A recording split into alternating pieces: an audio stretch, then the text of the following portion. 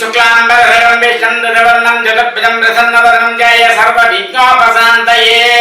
హరి ఓం. ఇప్పుడు మకర రాశి వారి విశిష్టత. ఈ మకర రాశి వారి విశిష్టత ఏంటయ్యా అనగా, ఒకానొక సందర్భంలో వీళ్ళ దగ్గర ఉన్న వాళ్ళకి చేతనగిన సహాయం చేస్తూ వారికి విద్య సోపాన్ని చేకూర్చేవారట. అటువంటి విశిష్టత వాళ్ళు ఎవరైతే సహాయం చేస్తారో వారు ఉన్నతమైన స్థాయి పొందేసరికి నేను ఆ పని చేయాలి, వాళ్ళు చేయటమే కాదు నేను కూడా చేసి ఒక ఉన్నతమైన స్థాయి ఎదగాలి అని చెప్పుకొని వీళ్ళు చేస్తూ ఉంటారు. వీళ్ళు చేసినప్పుడల్లా ఇబ్బంది పడుతూ ఉన్నారు. వారు సక్సెస్ అయ్యింది, నాకెందుకు సక్సెస్ అవ్వట్లేదు అని వాళ్ళకి సందేహాన్ని నివృత్తం చేసుకుని పని విధాలుగా ప్రయత్నించి చేతులు కాల్చుకున్న రోజు సమయం ఎక్కువ సమయం జరిగిందంట.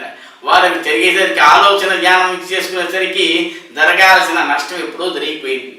నేను ఇప్పుడు చేసిన పని వారికి ఇచ్చేసుకున్న వారికి జరిగింది, నాకెందుకు జరగటం లేదు అని పునరుక్తం చేసుకొని మళ్ళీ నేను పట్టుబట్టి ఇది చేయాలని చెప్పి శతవిధాలా ట్రై చేసిన జరగని పరిస్థితిలో ఉన్న వాళ్ళకి సందేహం ఇచ్చేసుకోవడానికి చిన్న రెమెడీ విశిష్టత.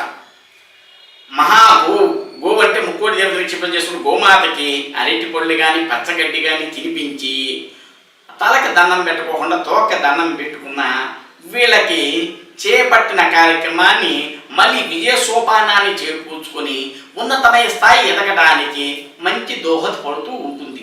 వీరు చేయవలసినది ఆవుకి పచ్చగడ్డి అరటిపళ్ళు తినిపించి ఇది చేసుకోవలసిన విధిగా విజ్ఞప్తి.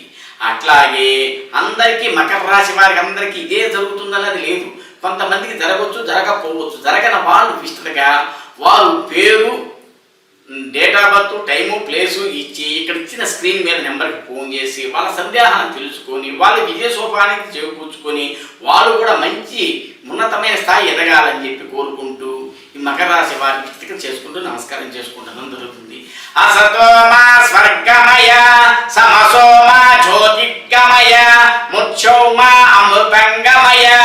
ఓం శాంతి శాంతి శాంతి.